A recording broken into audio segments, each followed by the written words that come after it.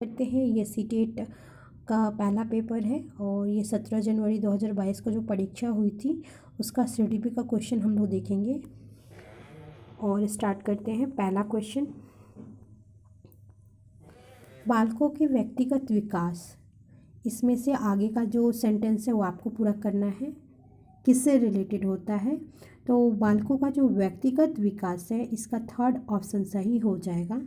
व्यक्तिगत विकास के लिए कुछ हद तक पूर्वानुमान लगाया जा सकता है, जैसे कि बहुत सटीक तरीके से आप पूर्वानुमान नहीं लगा सकते हैं, बस कुछ हद तक लगा सकते हैं, परंतु सभी बच्चों के विकास की जो दर होती है वो अलग अलग होती है।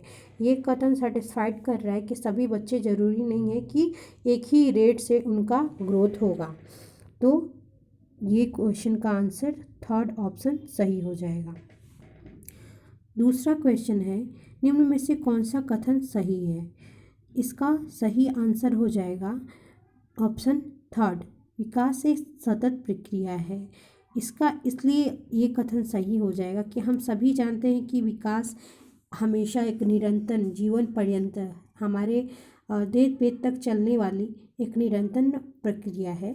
और विकास की प्रक्रिया में जो कोई बच्चा होता है वो उसका शारीरिक, मानसिक, क्रियात्मक, संज्ञानात्मक, भाषागत और जितने तरीके का सामाजिक विकास होता है इत्यादि सभी तरीक़ों से उसका विकास होता है।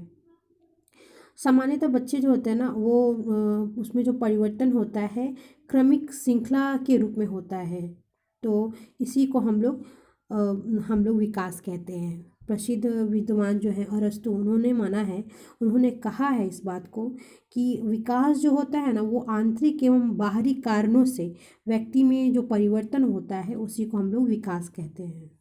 तो इसका ऑप्शन थर्ड सही हो जाएगा। नेक्स्ट है, बच्चे अपने समाज के बारे में ज्ञान रहने के कौशल, मूल्य, रीतियाँ किससे सीखते हैं। हम सभी जानते हैं, जैसा ऑप्शन यहाँ ABCD सारा ऑप्शन सही हो जाएगा, तो ऐसा ऑप्शन जो है ऑप्शन 4 में दिया गया है ABCD। हम आस पड़ोस से बहुत सारी समाज के बारे में ज्ञान, रहने के कौशल, तौर तरीके, कैसे बिहेव करना है, कैसे क्या करना है, जो भी सारी बातें हैं, मूल्य हैं, रीतियाँ हैं, जो धार्मिक रीतियाँ हैं वो सभी हम धर्म से, आस पड़ोस से, स्कूल से, समकक्षीय समूह से सीखते हैं। तो इसका सही आंसर ऑप्शन 4 हो जाएगा। नेक्स्ट है, जीन पियाजे के सिद्धांतों के अनुसार अनुकूलन किन दो मूल प्रक्रियाओं को समाहित करता है। तो इसका सही आंसर ऑप्शन 1 हो जाएगा।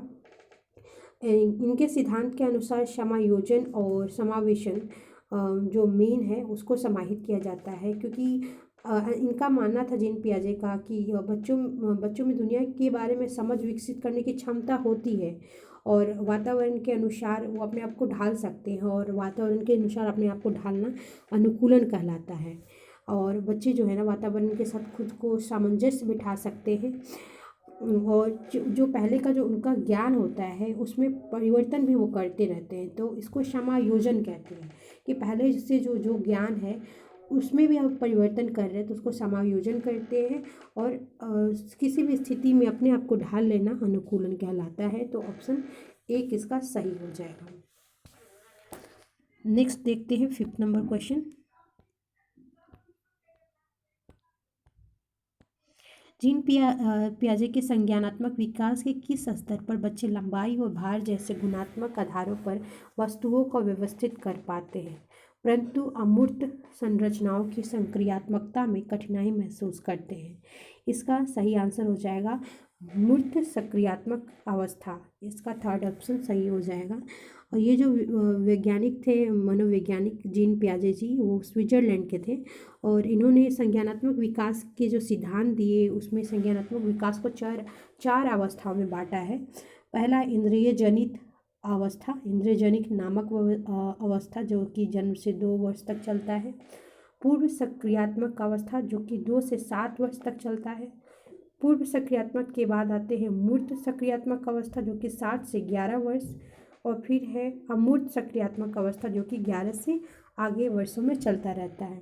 तो पहला आ जाता है इंद्रजनित जो कि जन्म से 2 वर्ष, फिर है पूर्व सक्रियात्मक अवस्था जो कि 2 से 7 वर्ष, फिर है मूर्त सक्रियात्मक अवस्था जो कि 7 से 11 वर्ष का होता है, और 11 से आगे की जो होती है वो मूर्त सक्रियात्मक अवस्था होती है।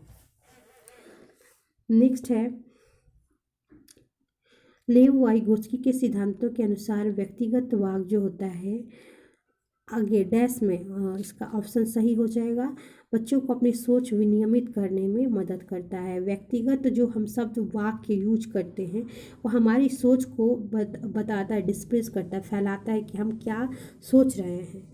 जैसे बच्चे में जो भी सोच चलती रहती है वो बच्चे बोल करके अपने व्यक्तिगत वाक्य के थ्रू बता सकते हैं। तो ये उनकी सोच को विनियमित करता है।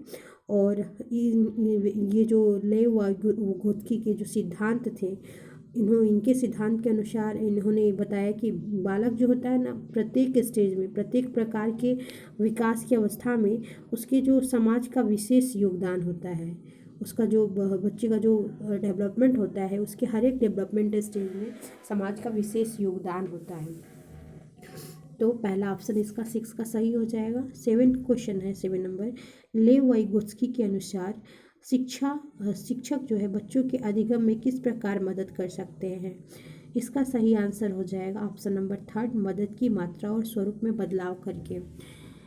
बच्चों को जो शिक्षा दी जाती है शिक्षक के द्वारा, अगर टीचर उसको जो सपोर्ट करता है, उसको जो मदद करता है, उसकी मात्रा में, जहाँ पे ज़रूरत थोड़ा सा सपोर्ट, जहाँ पे ज़्यादा ज़रूरत हो ज़्यादा सपोर्ट, और उसके स्वरूप में कितने तरीके से हम मदद कर सकते हैं बच्चे का।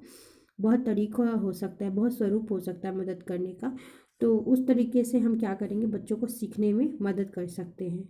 बच्चों को सहयोगात्मक समस्या समाधान, अर्थात बच्चे अपने शिक्षक के निर्देश के अनुसार शिक्षक और साथियों की सहायता से उन समस्याओं का समाधान कर पाते हैं, और जिन्हें उन्होंने पहले कक्षा में देखा होता है। तो इस तरह से अगर पहले कोई कर रहा है क्लास में देख करके, उसका सहयोग लेकर के भी बच्चा सॉल्व कर सकता है। तो इसका सही आंसर ऑप्शन 3 हो जाएगा। पूजा अपनी दोस्त को कहती है कि हमें कक्षा के नियमों का पालन करना चाहिए, वरना शिक्षिका हमें बाहर खेलने की अनुमति नहीं देगी। पूजा लॉरेंस कोहलबर्ग के नैतिक विकास के किस चरण में है। ऑप्शन इसका 1 सही हो जाएगा, आज्ञा पालन एवं दंड अभिन्यास। पूजा का अपनी दोस्त को ये कहना कि हमें कक्षा के नियमों का पालन करना चाहिए, नहीं तो हमें शिक्षिका जो है ना क्लास से बाहर खेलने की अनुमति नहीं देगी।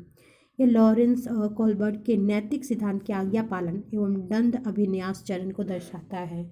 इस चरण में क्या होता है ना कि बालकों के मन में आज्ञा पालन और दंड का डर होता है कि अगर उन्होंने आज्ञा पालन नहीं किया जाए तो बदले में उन्हें दंड मिल सकता है। तो कोहलबर्ग का मानना है कि यदि कोई बालक स्वीकृत व्यवहार अपना लेता है, जो आपको व्यवहार दिया गया है और आप उस व्यवहार को अपना लेते हैं और स्वयं को दंड से बचाते हैं, तो ऐसा बच्चा खुद को दंड से बचाने के लिए ही उस चीज़ को फॉलो करता है, उस नियम को फॉलो करता है। तो इसका सही आंसर ऑप्शन 1 हो जाएगा। नेक्स्ट है, हार्वर्ड गार्डनर के अनुसार निम्नलिखित में से कौन सा कथन सही नहीं है। बुद्धिमत्ता एक स्थिर और अस्थायी विशेषता है, ये कहना सरासर गलत ही हो जाएगा, क्योंकि हार्वर्ड जी ने 1983 ईस्वी में बुद्धि के एक नवीन सिद्धांत का प्रतिपादन किया था, जिसे गार्डनर के बहुबुद्धि सिद्धांत के नाम से जाना जाता है। इस सिद्धांत के अनुसार बुद्धि का स्वरूप एकाकी न होकर के बहुकारकीय होता है, तथा प्रत्येक बुद्धि एक दूसरे से अलग होती है। बुद्धिमत्ता को परिपोषित और विकसित किया जा सकता है। बुद्धिमत्ता किसी एक सामान्य खंड से हावी नहीं होती, जबकि ये कई प्रकार की होती है। तो इसका सही आंसर ऑप्शन नंबर 1 हो जाएगा। एक बाल केंद्रित शिक्षा में क्या होना चाहिए, शिक्षिका की कोई भूमिका नहीं होती, शिक्षिका की सक्रिय भूमिका होती है तथा विद्यार्थी निष्क्रिय होते हैं। तो इनमें से सही आंसर जो हो जाएगा, शिक्षिका और विद्यार्थी दोनों की सक्रिय भूमिका होती है। बाल केंद्रित शिक्षा में शिक्षिका और विद्यार्थी दोनों का सक्रिय भूमिका होता है, क्योंकि जब शिक्षक सिखाता है तो वो भी सक्रिय रहता है, और बच्चा जब सीखता है तो वो भी सक्रिय रहता है। तो दोनों का सक्रिय रहना ज़्यादा ज़रूरी है उस कक्षा को ज़्यादा फ्रूटफुल होने में, ज़्यादा लाभदायक होने में। तो बाल केंद्रित शिक्षा में छात्रों को विशेष महत्व दिया जाता है, तथा शिक्षण प्रक्रिया की समस्त क्रियाओं का केंद्र बिंदु जो होता है वो छात्र होता है। नेक्स्ट है 11 नंबर क्वेश्चन। ये कथन है और उसका स्टेटमेंट है, उसका कॉज है, और पहला स्टेटमेंट है फिर दूसरा कॉज है। कक्षाओं में लड़के गणित एवं विज्ञान में लड़कियों से अधिक कहीं बेहतर प्रदर्शन करने की क्षमता रखते हैं। कारण है, लड़कों में लड़कियों की अपेक्षा गणितीय तर्क व क्षमताएं, वैज्ञानिक क्षमताएं सहज रूप से मौजूद होती हैं। देख लेते हैं। ये मुझे जो लग रहा है ये दोनों कथन सरासर गलत है, क्योंकि ऐसा नहीं है कि सिर्फ लड़के जो होते हैं मैथ और साइंस में आगे होते हैं, लड़कियां भी जो होती हैं मैथ और गणित में आगे होती हैं। तो इनका जो है ना लैंगिक पूर्वाग्रह को ये कथन दर्शाता है, रूढ़िवादिता को दिखाता है। तो ये कथन सही नहीं है और इसका ऑप्शन 4 सही हो जाएगा। 12 नंबर क्वेश्चन है, राष्ट्रीय शिक्षा नीति 2020 किस पर जोर देती है? पाठ्य चर्चा के लचीलेपन पर जोर देती है। इनका मानना है कि राष्ट्रीय शिक्षा नीति 2020 में पाठ्य चर्चा के लचीलेपन बल दिया गया है, लचीलेपन पर, क्योंकि उससे पहले जो 34 साल पुरानी जो राष्ट्रीय शिक्षा नीति 1986 में आई थी उसको इस शिक्षा नीति ने स्थापित किया, रिप्लेस कर दिया है। और ये शिक्षा नीति जो है समानता, गुणवत्ता, वहनीयता, आसान पहुँच, जवाबदेही के आधारभूत सिद्धांत पर निर्मित है। और ये जो है राष्ट्रीय शिक्षा नीति 2020 जो है ये 2017 में डॉक्टर कस्तूरी रंगन की अध्यक्षता में इस राष्ट्रीय शिक्षा नीति का निर्माण किया गया था। नेक्स्ट है 30 नंबर क्वेश्चन, मूल्यांकन का केंद्र क्या होना चाहिए? मूल्यांकन का केंद्र ये होना चाहिए कि लर्नर्स जो है ना क्लास में कैसे सीख रहे हैं इसका वर्णन करना। ये जो पॉइंट है वो सही पॉइंट है और ये बताता है कि मूल्यांकन का केंद्र क्या होना चाहिए, अधिगमकर्ता क्या सीख रहा है और कैसे सीख रहा है, इसका वर्णन करना ही मूल्यांकन का केंद्र होना चाहिए। मूल्यांकन जो है ना एक ऐसा काम है, एक ऐसा क्रिया है जो लर्नर्स की स्थिति और उसके सीखने के अनुभव की जांच की जाने वाली समस्त विधियों से रिलेटेड होता है। जब हम किसी विद्यार्थी का मूल्यांकन करते हैं तो शिक्षक और शिक्षार्थी यानी जो लर्नर्स होता है और जो टीचर होता है दोनों के लिए रीइंफोर्समेंट का कार्य करता है। तो इसका सही आंसर ऑप्शन 4 हो जाएगा। 14 नंबर क्वेश्चन है, निम्नलिखित में से कौन सा विकल्प एक सामाजिक रचनावादी कक्षा कक्ष जिसमें बच्चों की व्यक्तिगत जरूरतों का ध्यान रखा जाता है की व्याख्या करता है? बच्चों को आपस में चर्चा करते हुए समूह में कार्य करना जो है ना इसका सही ऑप्शन हो जाएगा। बच्चों का आपस में चर्चा करते हुए समूह में कार्य करना एक सामाजिक रचनावादी कक्षा कक्ष जिसमें बच्चों की व्यक्तिगत जरूरतों को ध्यान में रखा जाए तथा उन्हें स्वतंत्रतापूर्वक विचार व्यक्त करने, प्रश्न पूछने तथा प्रकरण संबंधित चर्चा करने की सहायता दी जाती है। तो ये इसका सही आंसर हो जाएगा ऑप्शन नंबर 4 14 नंबर क्वेश्चन का। नेक्स्ट देखते हैं 15 नंबर क्वेश्चन, निम्नलिखित में से कौन सा प्रश्न कक्षा में समालोचनात्मक, इसका मतलब क्रिटिकल थिंकिंग को बढ़ावा देने का सही उदाहरण है? तो ऑप्शन नंबर 4 इसका सही आंसर हो जाएगा। अपने शहर में प्रदूषण के विभिन्न कारणों का विश्लेषण कीजिए और प्रदूषण करने के विभिन्न उपाय, प्रदूषण को नियंत्रित करने क्या होना चाहिए, प्रदूषण नियंत्रित करने के विभिन्न उपाय सोचिए।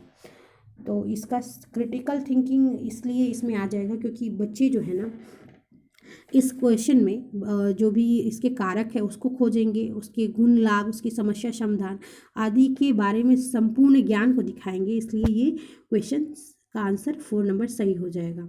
16 नंबर क्वेश्चन है, निम्न से कौन सा विद्यालयों में समावेशन की संस्कृति को दर्शाता है? तो इसका सही आंसर हो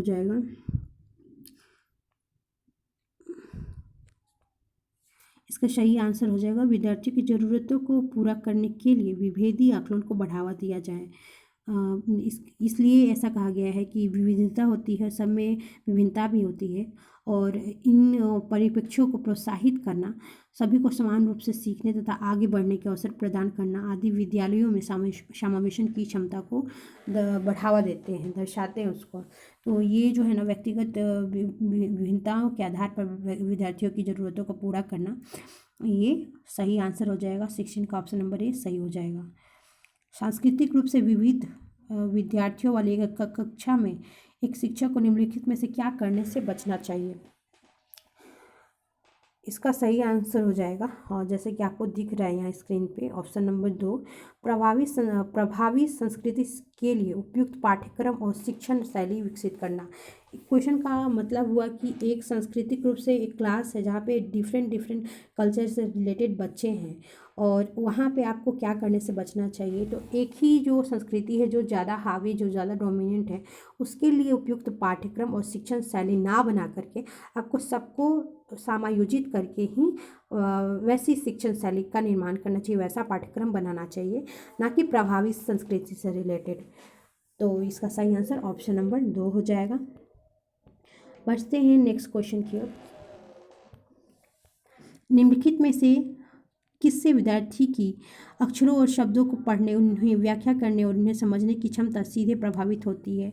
तो वाचन वैकल्य इसका सही आंसर हो जाएगा। नेक्स्ट है, गतिक दिव्यांगता वाले विद्यार्थियों का सफल समावेशन सुनिश्चित करने के लिए निम्न में से किससे बचना चाहिए। जो बच्चों को चलने फिरने में दिक्कत हो उसके लिए ये बात कही गई है, उसके सफल समायोजन के लिए। पहला ऑप्शन इसका सही हो जाएगा। इससे बचना चाहिए कि ऊपरी मंजिल पर कक्षाएं नहीं हो, पुस्तकालय और प्रयोगशाला का आवंटन इन्हें ध्यान रख के भी किया जाए। तो ऑप्शन ए सही आंसर हो जाएगा। कौन सी सृजनात्मक विद्यार्थी की पहचान संबंधी विशेषता नहीं है। तो अभिसारी सोच जो है ऑप्शन नंबर 2 इसका सही आंसर हो जाएगा। अभिसारी का मतलब होता है कन्वर्जिंग सोच नहीं होना चाहिए। सृजनात्मक तभी हो सकता है जब आपका डाइवर्जिंग सोच हो, यानी अपसारी सोच हो। तो इसका सही आंसर ऑप्शन नंबर 2 हो जाएगा। फ्रेंड्स, यहाँ पे ही समाप्त करते हैं और मिलते हैं नेक्स्ट वीडियो में।